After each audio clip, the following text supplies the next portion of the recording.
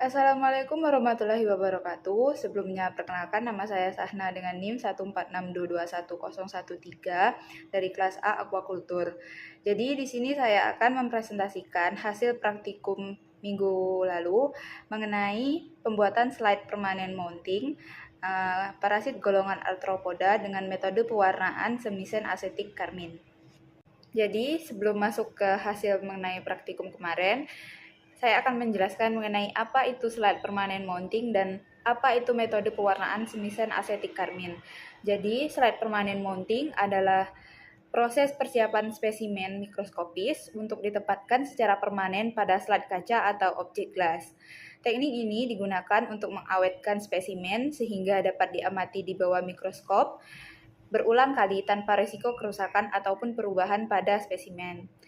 Proses ini melibatkan penggunaan media perekat khusus seperti entelan atau larutan hum yang menjaga spesimen tetap stabil, melindunginya dari kontaminasi, pengeringan ataupun pembusukan. Kemudian untuk pewarnaan semisen asetik karmin adalah metode pewarnaan yang berbahan dasar pewarna karmin dari hasil ekstrak serangga kokineal yang dikeringkan lalu ditumbuk. Pewarna ini merupakan pewarna yang menghasilkan warna merah terang. Kemudian pewarnaan semisen asetik karmin memiliki komposisi asam yang dapat mempermudah pewarna menyerap ke dalam parasit sehingga parasit dapat dengan mudah terlihat. Lalu, bagaimana cara kerja dalam pewarnaan semisen asetik karmin? Pertama-tama, parasit yang disimpan dalam alkohol gliserin 5% dicuci dengan larutan PZ lalu dipiksir dengan 2 objek gelas, di mana hal ini dilakukan untuk parasit yang sudah tidak fresh.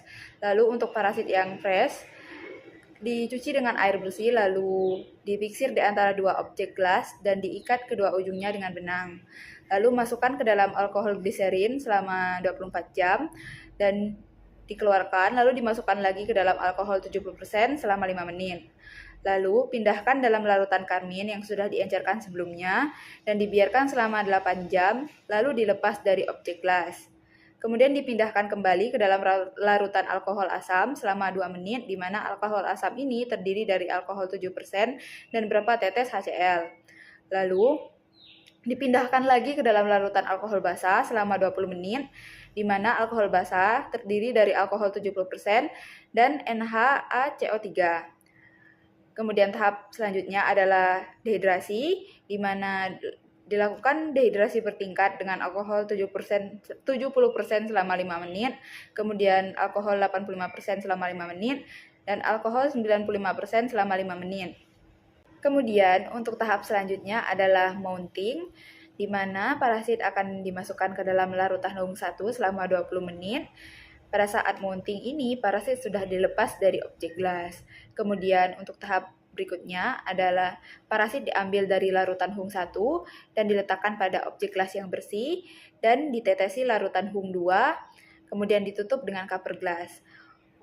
Untuk tahap 9 dan 10 ini sebenarnya dapat diganti dengan entelan, di mana entelan ini berfungsi sebagai pengganti larutan hum 1 dan larutan hum 2. Kemudian untuk parasit Argulus, terdapat beberapa kunci identifikasi di mana yang pertama adalah bentuk karapas. Masing-masing spesies mempunyai bentuk karapas yang berbeda-beda, ada yang membulat ataupun oval, dan ada yang sedikit memanjang.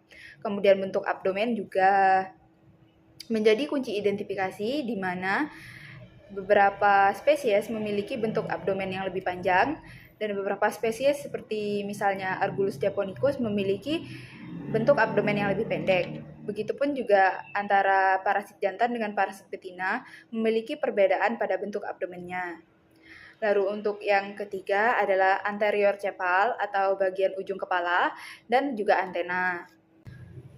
Kemudian kunci identifikasi selanjutnya adalah saker atau maksila 1, di mana saker atau maksila 1 ini juga menjadi kunci identifikasi antar genus dan juga antar jenis Argulus sp. Kemudian di dalam saker atau maksila 1 juga terdapat supporting rod dengan jumlah yang berbeda-beda pada masing-masing jenis Argulus. Dan selanjutnya adalah respiratory area yang pada masing-masing jenis atau spesies juga memiliki bentuk yang berbeda. Lalu selanjutnya, pada organisme betina, terdapat kantung telur pada bagian bawah toraks, yang pada bagian abdomennya terdapat spermateka berupa 2 bintik hitam seperti yang ada pada gambar. Kemudian pada organisme jantan terdapat soket dan pek pada kaki ketiga dan keempat. Jenis parasit yang dapat dipiksasi dengan metode pewarnaan karmin adalah parasit dari golongan helmin dan arthropoda. Namun, pewarnaan karmin lebih cocok digunakan pada parasit yang memiliki tubuh dengan jaringan yang lunak, seperti misalnya cacing atau helmin. Kemudian, karena apabila parasit yang akan dipiksasi memiliki eksoskeleton yang tebal, akan memperlambat dan mengurangi penyerapan zat pewarna karmin pada bagian jaringan tertentu. Lalu, parasit dari golongan arthropoda tetap dapat terwarnai dengan pewarna karmin, akan tetapi pewarnaan akan kurang maksimal karena umumnya arthropoda memiliki lapisan kitin yang tebal, sehingga pembuatan slide permanen mounting tanpa pewarnaan atau hanya sampai pada tahap clearing lebih disarankan untuk mendapatkan hasil yang lebih jelas. Kemudian untuk contoh-contoh jenis parasit yang dapat dipiksasi dengan pewarna karmin, yang pertama adalah Anisakis simplex dari kelas Nematoda, kemudian Benedenia sp dari kelas Trematoda subkelas Monogenia, kemudian Kamalanus carangis dari kelas Nematoda, Pseudorhabdocynojus dari kelas Trematoda, kemudian Ligula intestinalis dari kelas Cestoda, Lernia sp dari kelas Copepoda dan juga Phylum Arthropoda, dan Gnatostoma dari Phylum Acanthocephala. Untuk gejala klinis inang dan predileksi dari Argulus sp adalah di mana ikan yang terinvestasi oleh Argulus sp akan menunjukkan gejala klinis berupa terdapat luka dan pendarahan pada permukaan tubuh dan sirip, serta adanya parasit ini pada beberapa bagian tubuh tersebut. Selain itu, ikan juga akan terlihat stres, nafsu makan menurun, sering menggosok-gosokkan tubuh pada benda yang keras seperti misalnya dinding akuarium, dan keseimbangan ikan akan terganggu. Lalu, umumnya Argulus hanya menyerang pada bagian permukaan tubuh saja karena merupakan ektoparasit yang menyerang bagian tubuh seperti kepala, sirip, dan kulit ataupun sisik. Lalu, inang dari parasit ini kebanyakan berupa ikan air tawar, di mana ikan-ikan tersebut merupakan golongan dari ikan Cyprinidae seperti ikan mas, ikan komet, dan juga ikan koi. Kemudian selanjutnya adalah hasil praktikum pewarnaan dengan pewarna karmin, di mana pada sisi kiri terdapat spesimen Argulus yang belum diwarnai, kemudian di tengah adalah preparat Argulus sp yang sudah diwarnai dan tengah diamati dengan mikroskop. Kemudian pada sisi kanan adalah spesimen Argulus sp pada penelitian Tandel et al. 2021.